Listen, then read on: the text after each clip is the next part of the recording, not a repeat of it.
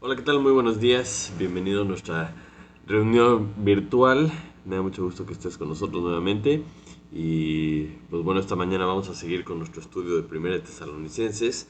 Ya casi estamos acabando, bueno, más bien estamos acabando el capítulo 2 esta mañana, para que lo vayas buscando ahí en tu Biblia y podamos empezar. En la vida hacemos muchísimas cosas y muchas veces como que no sabemos por qué las hacemos. Em, pero todo lo que hacemos lo hacemos por alguna razón. Y muchas veces no nos damos el tiempo para analizar el por qué hacemos las cosas, ¿no? Todos los porqués. Y la Biblia nos habla mucho de que meditemos en nuestros caminos, de que analicemos nuestros pasos, ¿no? De qué es lo que estamos haciendo y por qué estamos haciendo lo que hacemos en la vida.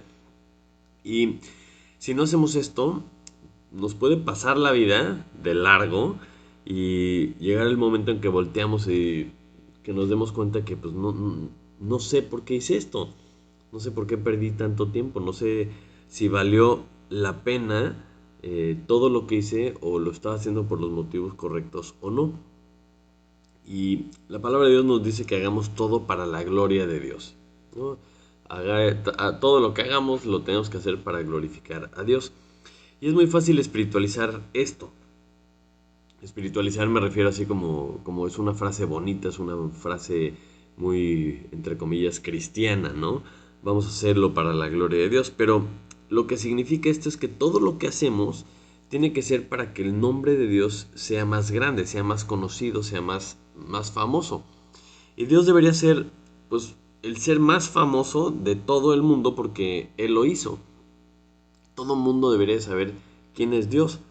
¿Y cómo le hacemos para aterrizar esto, a lo mejor para hacerlo de una forma práctica?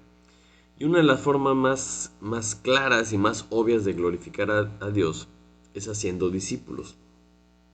Porque es la forma en la que otras personas no solamente le entregan su vida en el sentido de que pueden conocer a Cristo, sino que al hacerse discípulos, estas personas van a llegar a entender que ellos también viven para el mismo objetivo, viven para glorificar a Dios. Y esto, tenemos que entender que esto es no solo es una buena meta en la vida, sino que en realidad es una responsabilidad muy importante. Tenemos que saber que Jesús va a regresar, ¿no? Y este es un tema recurrente en Primera Tesalonicenses. O sea, Pablo nos dice y dice, o comenta varias veces el hecho de que Jesús va a regresar. Entonces, si tú no tienes esto en mente, si tú no estás recordando esto constantemente, es muy fácil que pierdas el enfoque. Y eso es lo que vamos a ver esta mañana precisamente. Entonces, acompáñame a 1 Tesalonicenses capítulo 2. Vamos a leer del 17 hasta el final. Dice así la palabra de Dios. Pero nosotros, hermanos, separados de vosotros por un poco de tiempo, de vista pero no de corazón, tanto más procuramos con mucho deseo ver vuestro rostro. Por lo cual quisimos ir a vosotros, yo Pablo ciertamente una y otra vez, pero Satanás nos estorbó.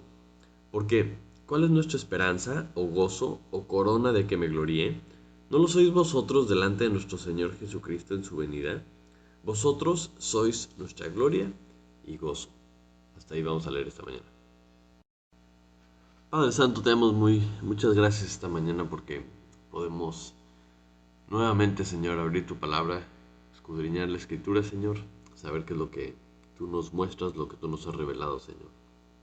Esta mañana, por favor, te pido que conectes nuestro corazón con el tuyo, Señor, que podamos pues, buscar tu voluntad y que nos des la fuerza y el denuedo que necesitamos para hacerla, Señor.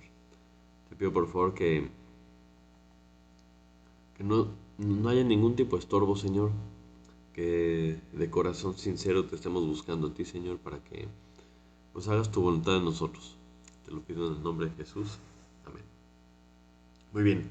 Entonces, como hemos estado viendo, en el contexto de Primera Tesalonicenses, Pablo y compañía establecieron una iglesia en Tesalónica, ¿no? Y tienen una relación estrecha con los tesalonicenses.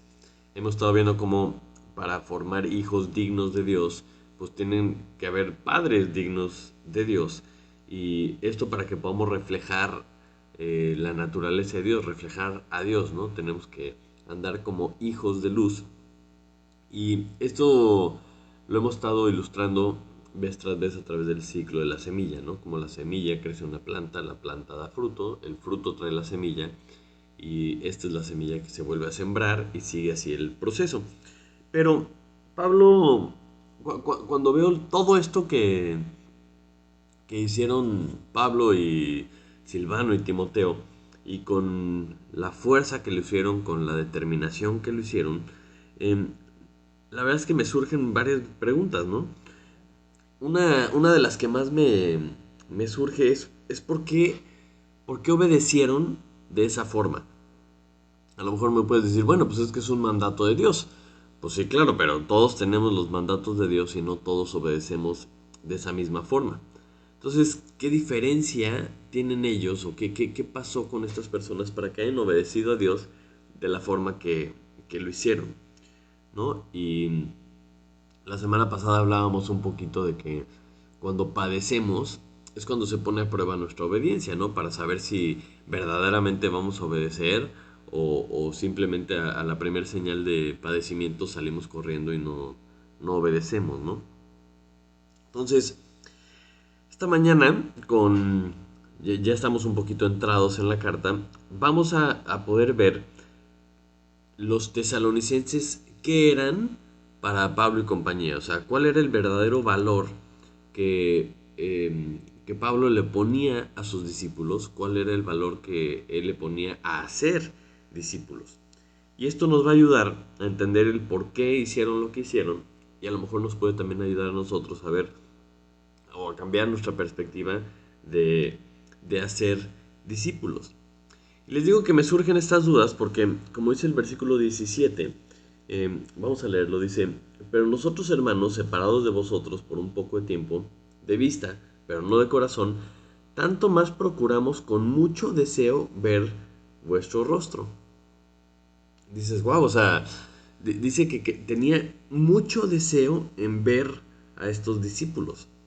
Como podemos entender que esto no era una obligación, no era una como, no es una manda, ¿no? O sea, simplemente era algo que verdaderamente ellos deseaban. Y si recordamos un poquito el Hechos 17, que fue lo que pasó cuando estuvieron ahí, cuando estaban discipulando a los tesalonicenses, eh, pues resulta que por la persecución, Pablo y compañía tuvieron que salir corriendo, ¿no? Literalmente corrieron por sus vidas.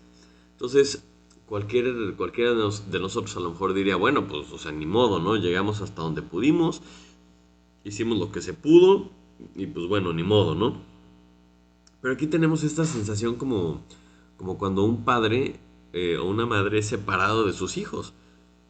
Es algo que, hijo, no importa que haya sido una situación complicada, o sea, el separarte de un hijo, haces hasta lo imposible por volverlos a ver, ¿no? Y esto es algo que veo en la actitud que tiene Pablo y lo menciona varias veces en diferentes cartas. Entonces, una de esas frases que podemos espiritualizar eh, muy fácilmente es el tema del amor. ¿No? Sabemos que el grande mandamiento o el más grande mandamiento es amar a Dios sobre todas las cosas y a tu prójimo como a ti mismo, ¿no? Y creo que cualquier cristiano sabe esto, ¿no? Amar a Dios y amar a tu prójimo. Pero cuando tú entiendes un poquito lo que significa, cuando tú crees en verdad lo que significa esto, eh, tienes que ponerte a pensar, ¿cómo me amo a mí mismo? ¿No? O con qué intensidad yo busco mi bienestar, con qué intensidad busco yo mi propio bienestar. O sea, es una prioridad para todos nosotros en nuestra vida. Y si estamos hablando de la salvación, pues obviamente es la decisión más importante que podemos tomar en nuestra vida. El cómo estamos con Dios. Y el cómo estamos con Dios, pues debe ser la cosa más importante en nuestra vida. Entonces, si y esto es obviamente porque te amas, ¿no? Te amas mucho y te amas a ti mismo y no quieres que te pase nada malo. Pero cuando la Biblia dice que tienes que amar a tu prójimo como a ti mismo, entonces dices, ah, caray, o sea, yo tengo que buscar el bienestar y tengo que buscar la salvación con la misma intensidad que lo hice para conmigo, con todos mis prójimos. Entonces dices, caray, ahí ya no es espiritualizar, sino que ya se vuelve algo más real. O sea, lo que la Biblia está diciendo tenemos que, o sea, como, como veíamos la semana pasada, lo tienes que tragar, tienes que hacer que tenga el efecto que Dios quiere en ti. Es decir, de la misma forma que me amo a mí mismo, tengo que amar a mi prójimo. Entonces, caray, se pone interesante. Otra de esas frases que podemos muy fácilmente espiritualizar la encontramos en Filipenses 1:21. Dice, porque para mí el vivir es Cristo y el morir es ganancia. Mas si el vivir en la carne resulta para mí en beneficio de la obra, no sé entonces qué escoger. Porque de ambas cosas estoy puesto en estrecho, teniendo deseo de partir y estar con Cristo, lo cual es mucho mejor, muchísimo mejor. Pero quedar en la carne me es más necesario por causa de vosotros. Entonces nosotros muchas veces decimos, sí, claro, para mí el vivir es Cristo y el morir es ganancia. Y entendemos que si nos morimos, vamos con Cristo y esto es mucho mejor. Pero si no nos morimos y seguimos vivos, decimos que el vivir es para Cristo. Esto significa que estamos vivos para sus propósitos. Entonces, Pablo aquí está diciendo que él si se queda aquí es para el beneficio de la obra. Si se queda aquí, le va a echar todas las ganas por causa de ellos, por causa de vosotros. Entonces, vemos que él es una persona con objetivos claros. Yo entiendo que si me muero, me voy con Cristo y eso está padrísimo. Pero si me quedo, es para vivir para Cristo, es para hacer las cosas de Cristo, los propósitos de la obra. Y si me quedo aquí es porque Dios me quiere aquí para ustedes, para poderles servir, poderles discipular. Entonces Pablo tendría perfectamente claros sus objetivos. Entonces, tenemos que ponernos a pensar, hoy, esta mañana, ¿para qué estamos vivos? O sea, si estás vivo, tienes que entender que es un propósito que Dios tiene para ti, el hecho de que estés vivo. Y como iglesia somos somos parte del cuerpo de Cristo. Y para que el cuerpo funcione tiene que estar unido, tiene que estar bien unido y, y tenemos que ponernos el saco y tenemos que creer un poquito lo que dice la palabra de Dios. O sea, y tenemos que entender, si yo estoy vivo, soy parte del cuerpo. Si soy parte del cuerpo, tengo una función y la tengo que estar haciendo. Acompáñame rápidamente a Juan, capítulo 17, cuando Jesús está orando, no solo por sus discípulos, sino por todos nosotros que vamos a creer más adelante. Mira lo que dice el Juan 17:20. Mas no ruego solamente por estos, sino también por los que han de creer en mí por la palabra de ellos, para que todos sean uno, como tú, oh Padre, en mí y yo en ti, que también ellos sean uno en nosotros, para que el mundo crea que tú me enviaste. La gloria que me diste, yo les he dado para que sean uno, así como nosotros somos uno, yo en ellos y tú en mí, para que sean perfectos en unidad, para que el mundo conozca que tú me enviaste y que los has amado a ellos también, los has amado a ellos como también a mí me has amado. Lo que Jesús está pidiéndole al Padre es que seamos unidos como Él estaba unido con el Padre. Imagínate el nivel de unidad que está diciendo. Pero esta unidad lleva a compartir, lleva a que otras personas puedan creer para salvación, ¿no? Que crean que Jesús fue enviado por Dios, es lo que te da salvación. Entonces, cuando tú amas a Dios y cuando tú amas a tu prójimo, si es en serio, lo que va a generar es esta unidad, este compromiso de crear discípulos, de estar unidos todos en Cristo Jesús.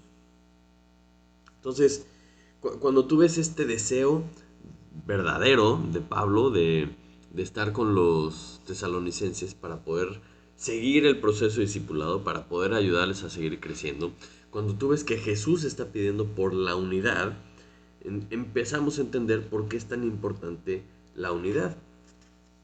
Pero si somos sinceros, es una de las cosas que se nos hace pues muy difícil, ¿no? O sea, ¿por qué será tan difícil la unidad? Y si seguimos leyendo el pasaje de Tesalonicenses, primero que nada decimos, bueno, qué interesante, ¿por qué deseaba tanto verlos? Pero al mismo tiempo, ¿por qué? O sea, me surge la duda de por qué Satanás quería estorbar. ¿Qué es lo que él gana al estorbar? Porque dice el versículo 18. Por lo cual quisimos ir a vosotros, yo Pablo ciertamente, una y otra vez, pero Satanás nos estorbó.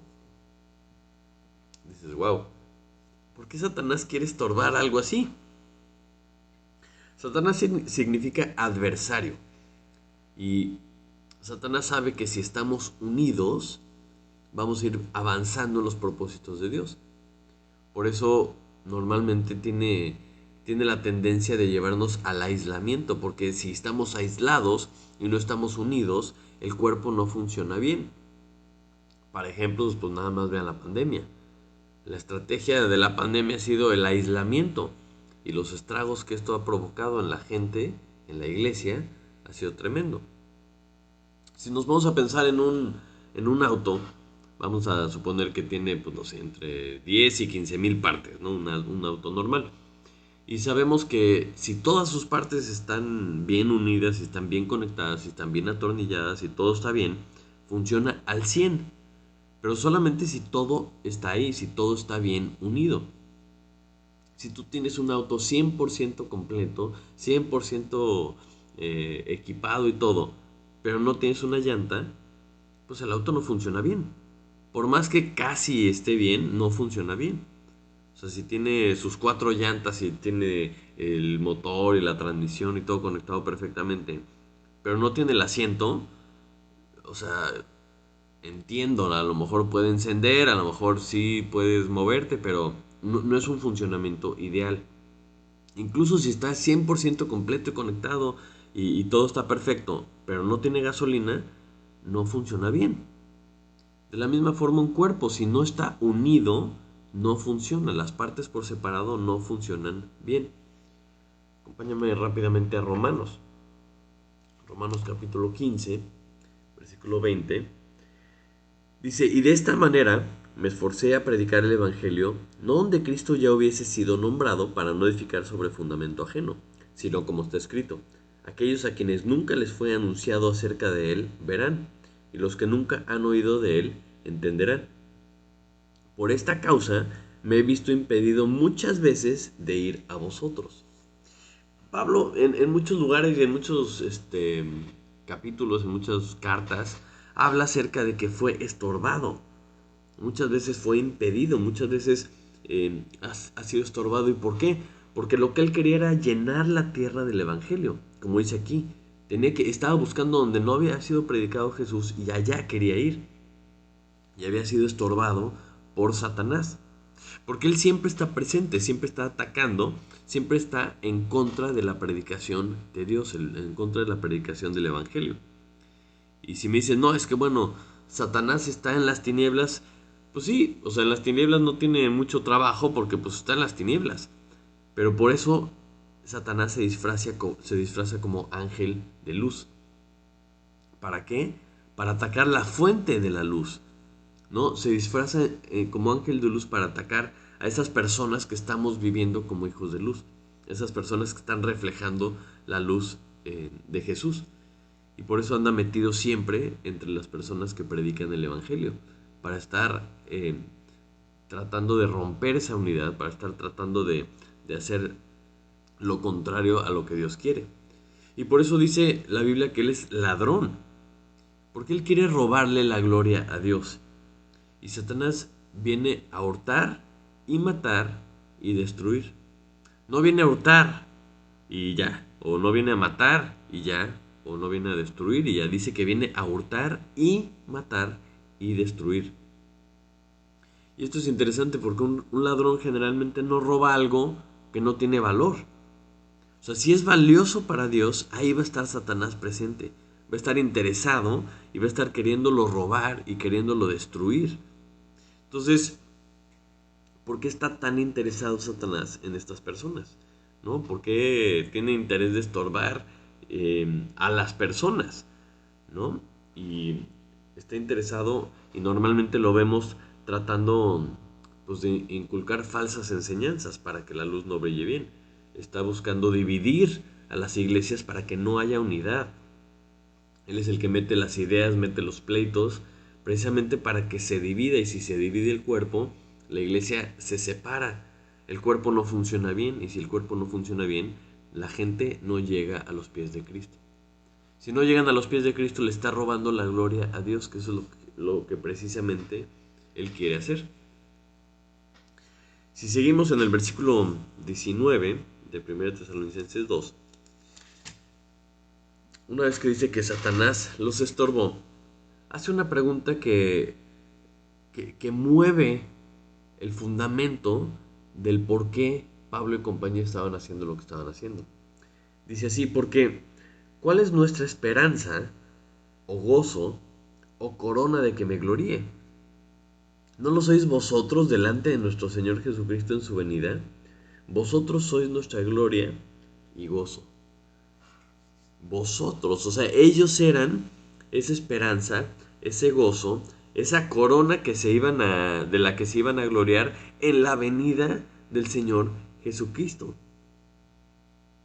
Pablo habla de estas tres cosas que lo motivan, ¿no? Que lo decía, que estaban como motivados para aquel día en que Jesucristo iba a regresar en su segunda venida. Y es interesante porque es la segunda vez que habla de la segunda venida de Cristo, que iba a regresar. Entonces es un tema que vamos a ver que es recurrente en esta carta. Pero tenemos que entender cuál es nuestra postura o cómo pensamos respecto a la segunda venida de Cristo.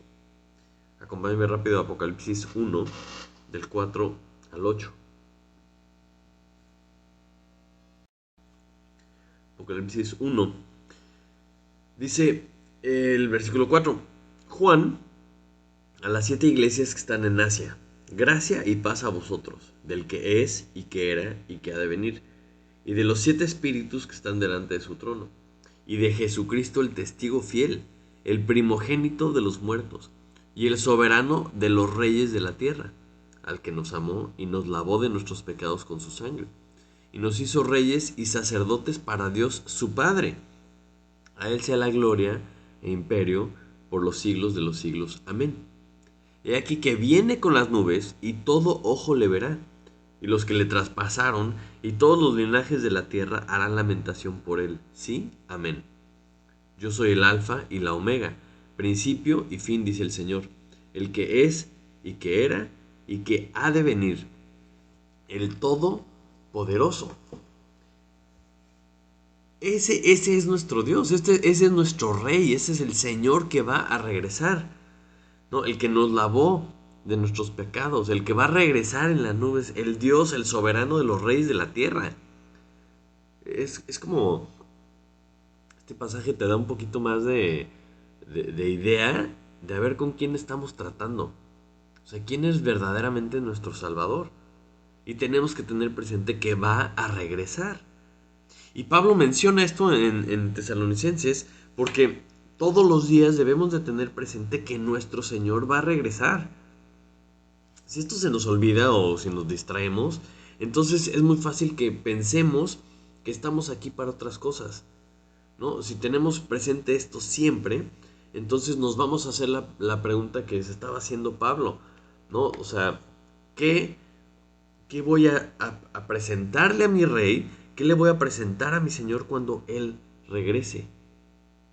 Y esta es la sensación que vemos siempre con las parábolas, ¿no? De los siervos y el amo, los viñadores y todas estas parábolas que decía Jesús, hablando a los judíos, ¿no? O sea, el amo rentó su viña y iba a regresar y les iba a pedir a ver qué habían hecho, ¿no? O le dejó unos talentos a estas personas para ver qué hacían con ellos. Pero siempre regresaba el amo, siempre regresaba el Señor. Y la pregunta es, ¿qué hiciste con lo que te di? A ver, dame cuentas. Vamos a hacer cuentas, vamos a sentarnos, vamos a ver qué hiciste con lo que te di, ¿no? Y unos multiplicaron los talentos, otros le produjeron fruto con sus viñas, otros no. Entonces, es interesante cómo Pablo conecta todo esto y siempre lo lleva para la venida del Señor. Decía, estas personas, los tesalonicenses, ustedes son nuestra esperanza o gozo o corona de que nos vamos a gloriar cuando regrese el Señor. Y es interesante cómo dice estas tres cosas: una esperanza, ¿no? Un gozo o una corona de que me gloríe. Porque estas son las tres cosas que nos motivan a hacer cualquier cosa en nuestra vida, ¿no? O sea, si vamos a suponer, vamos a empezar un negocio, pues empiezas un negocio con la esperanza de ganar dinero. A lo mejor esto te produce felicidad porque estás haciendo lo que más te gusta, y es algo que te causa felicidad porque te sientes útil. ¿Y de qué te vas a gloriar? Bueno, pues de que soy una persona exitosa. Entonces te pueden motivar cualquiera de estas tres cosas. Por ejemplo, ir al gym, ¿no? ¿Cuál es tu esperanza? Bueno, a lo mejor mejorar tu salud. Me puedes decir, me causa un gozo. Bueno, pues a lo mejor no te causa mucho gozo, pero la esperanza de tener mejor salud es suficiente para hacerlo. O a lo mejor lo que te motiva a ti es la gloria que te va a traer porque vas a tener un cuerpazo. Entonces, siempre todo lo que hacemos está relacionado con una esperanza, con un gozo o con algo que nos cause gloria, ¿no? Que nos motive a ser reconocidos. Y me puedes decir, pero ¿qué tal si yo hago algo por miedo? Bueno, pues tienes la esperanza de que no te pase algo y estás motivado por ese miedo. Si tú haces algo por diversión, la felicidad momentánea que te produce eso es lo que te está motivando. Y si haces algo por reconocimiento, estás motivado por esa gloria, entre comillas, que va a producir, eh, que te va a producir eso que estás haciendo. Ahora, todos estos tres son motivadores, ¿no? Y cuando hablamos de que buscamos reconocimiento, cuando hablamos de que buscamos que la gente vea lo que somos, la persona de quien, o sea, de quien nos importa la opinión, esa es la que acaba reinando en nuestra vida. Porque si la opinión de alguien te mueve lo suficiente para que actúes, esa persona reina en tu vida. Y Pablo nos está diciendo quién debe ser esta persona. Esta persona debe ser el Señor Jesucristo.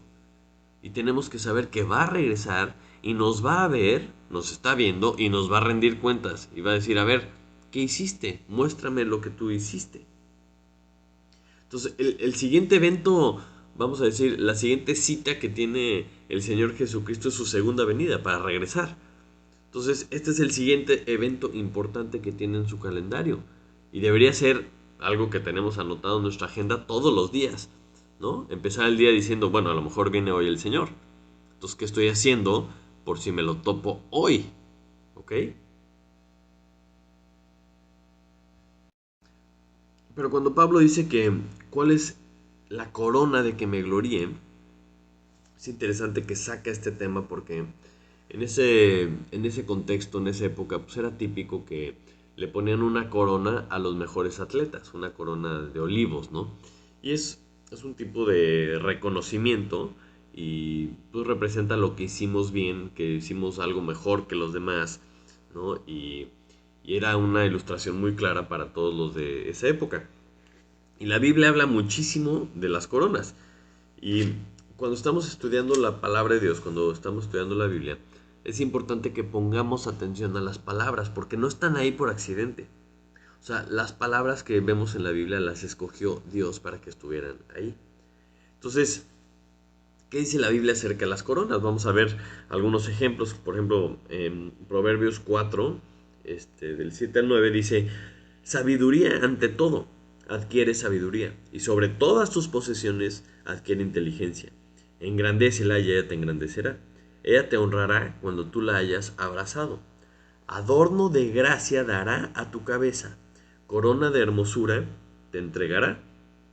Entonces estamos hablando aquí de la sabiduría y de cómo la sabiduría es un adorno en la cabeza, ¿no?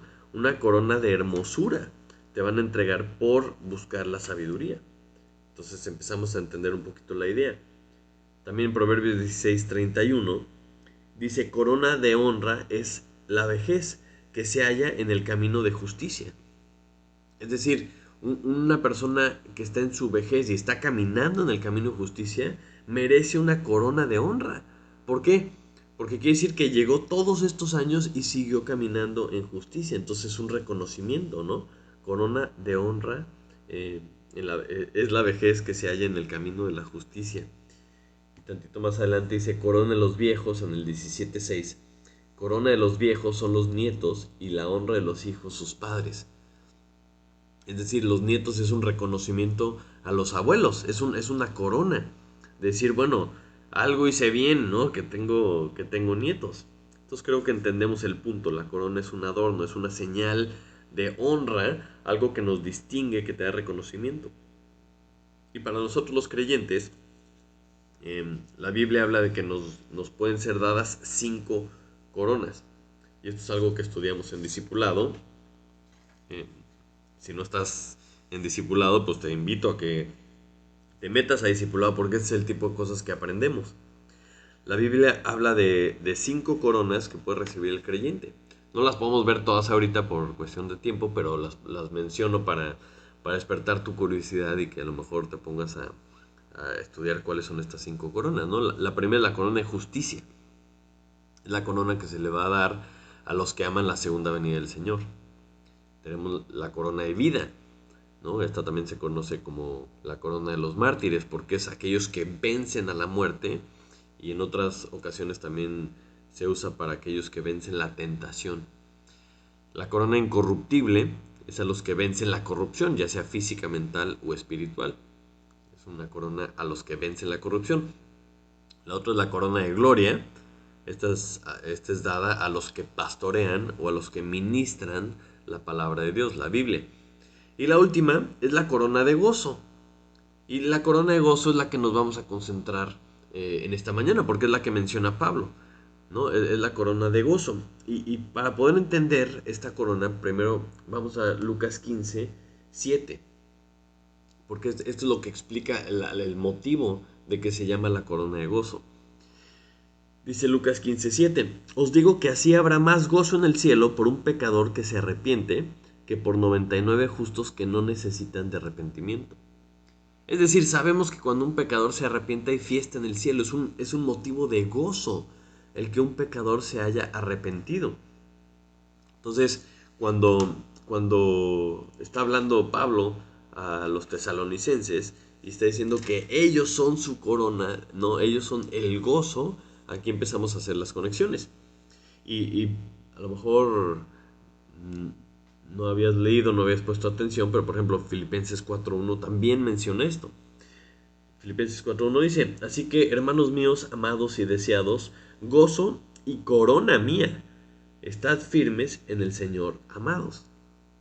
Entonces, estas personas eran la corona, porque la corona de gozo se le da a los, entre comillas, ganadores de almas. ¿Por qué? Porque producen gozo en el cielo. Estas personas que han ganado otras almas recibirán la corona de gozo. Y Pablo y compañía entendieron que van a rendirle cuentas al Señor cuando Él regrese. Y así habla en todas sus cartas, menciona esto todo el tiempo, porque es importante tener esto siempre presente para saber que cuando Él regrese, o sea, vamos a rendirle cuentas.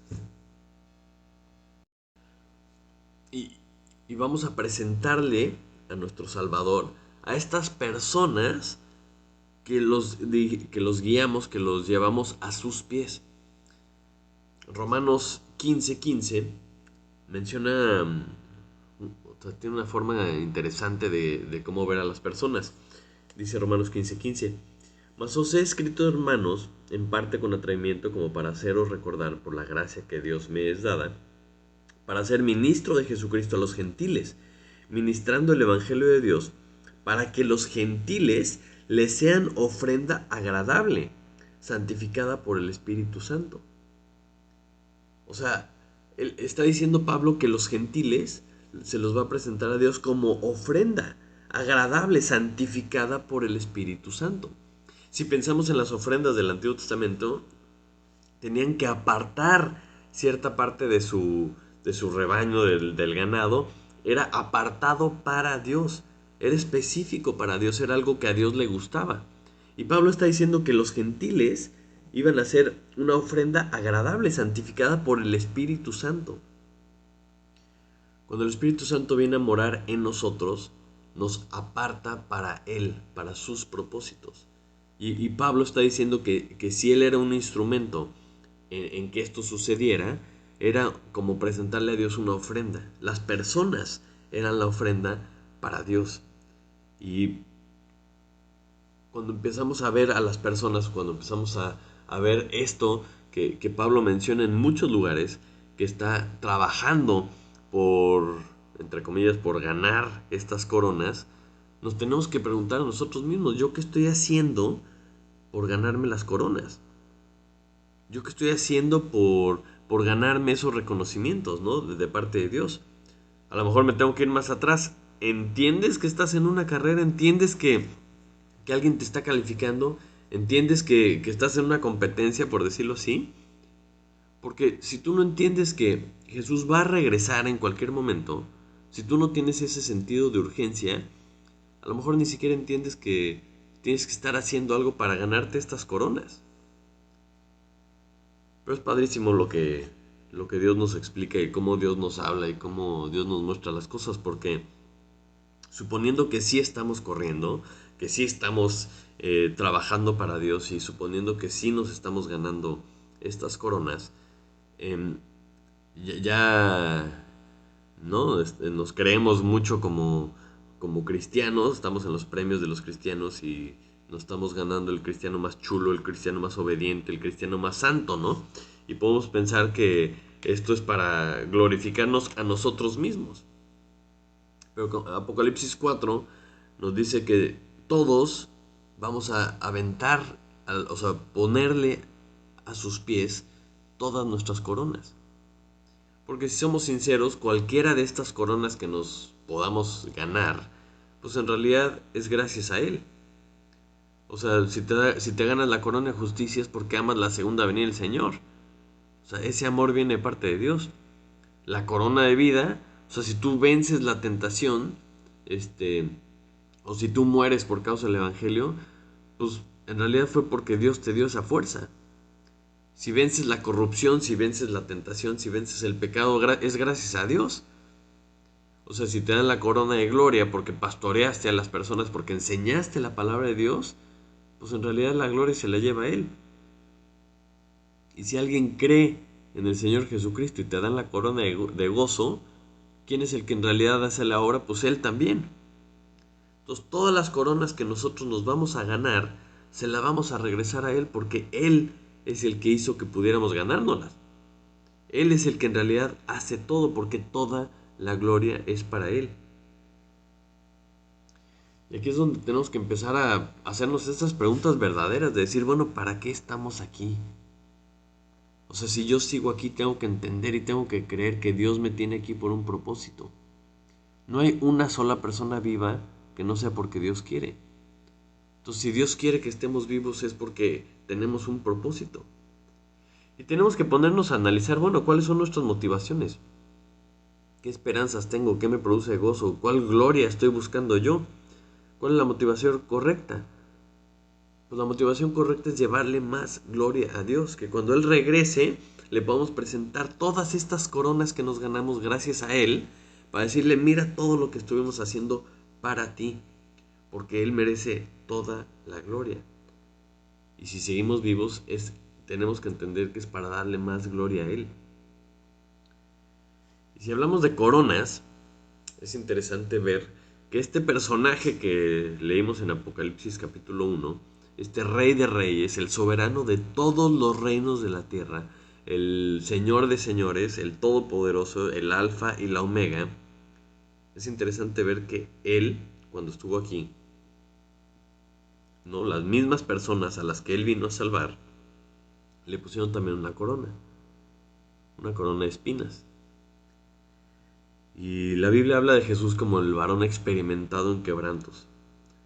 Y cuando hablamos de las coronas y que las coronas adornan nuestras características, vemos que él fue adornado, su cabeza fue adornada de dolor. ¿Por qué? Porque él tuvo que cargar nuestras culpas, tuvo que cargar nuestras transgresiones. O sea, las coronas que nosotros nos merecemos verdaderamente era una corona como esa, una corona de espinas. Y sin embargo, él fue el que se la puso. Él fue el que murió en nuestro lugar, tomó nuestro lugar y fue muerto a manos de las mismas personas a las que vino a salvar. y lo sepultaron. Pero gracias a Dios venció la muerte y resucitó. Resucitó porque venció a la muerte y abrió la puerta para que nosotros pudiéramos ser reconciliados con Dios. Ese fue el sacrificio máximo. Él fue el sacrificio máximo para que nosotros pudiéramos ser limpiados de nuestros pecados. Entonces, al hacer esto, al obedecer a la perfección a Dios, Él fue coronado de gloria para siempre. Y dice la Biblia que va a reinar para siempre. Y dice la Biblia que va a regresar. Hermanos, tenemos que creer lo que dice la Biblia. Porque entonces, si creemos que Él es Él, que Él es el Rey de Reyes, Señor de Señores, si creemos que Él va a regresar, entonces ¿yo qué? Tengo que preguntar, ¿yo qué voy a hacer? ¿Qué podemos hacer? Proverbios 12, versículo 4, dice que la mujer virtuosa es corona para su marido. La mujer virtuosa es corona para su marido. Y si sabemos que Cristo es la cabeza de la iglesia, nosotros deberíamos aspirar a ser una mujer virtuosa para Él. La iglesia debería ser un adorno en la cabeza de Jesucristo. Deberíamos ser un adorno para Él, que reflejamos todas las cualidades que Él tiene, que reflejamos su amor, su gracia, su bondad, su misericordia. Debemos ser una iglesia que vive verdaderamente el fruto del Espíritu, porque es lo que Él hace en nosotros. Entonces, si Él no ha regresado, si nosotros seguimos con vida, empecemos a hacer esa iglesia virtuosa que adorne a nuestro Señor Jesucristo. O sea, que le podamos presentar a sus pies todas las coronas que Él mismo nos ha hecho ganar a nosotros. Que podamos ser para el mundo amor, gozo, paz, paciencia, benignidad, bondad, fe, mansedumbre y templanza. Y que al ser así, que al ser todos de esta forma, en unidad, sigamos engrandeciendo el nombre de Jesús. Que más personas lo conozcan, que más personas le entreguen su vida, que más personas sean discipuladas para seguir el ciclo. Por eso Pablo tenía ese deseo tan ferviente de verlos, porque era seguir el propósito que Dios le había dado. Nosotros tenemos que tener ese mismo deseo por obedecer a Dios, ese mismo deseo de cumplir el propósito de Dios para glorificarlo con cada momento que Él nos regale hasta que regrese. Vamos a orar. Padre Santo, te doy muchísimas gracias por tu palabra, Señor. Gracias porque nos muestras perfectamente, Señor, qué es lo que tenemos que hacer. Te pido que tú pongas en nuestro corazón ese deseo ferviente, Señor, de discipular personas, de llevarlos hacia ti, de transformar nuestras vidas para ti, de reflejar lo que tú eres en todo lo que hacemos, Señor. Te pido por favor que como iglesia seamos una iglesia unida, seamos una iglesia que trabaja para tus propósitos, Señor. Que nos estamos ganando coronas constantemente, Señor, porque cada vez que nos ganamos una corona, estamos corroborando, Señor, que tú eres el que hace la obra, que tú eres el que hace todo posible, Señor. Te pedimos que nuestra vida valga la pena, Señor, que seamos, que todo lo que tú nos des, Señor, que cada día que tú nos des sea para glorificarte, Señor. Te pedimos estas cosas en el nombre de Jesús. Amén. Amén. Pues muchísimas gracias, que tengas una excelente semana. Espero de todo corazón que la palabra de Dios tenga el efecto que debe tener en nuestros corazones.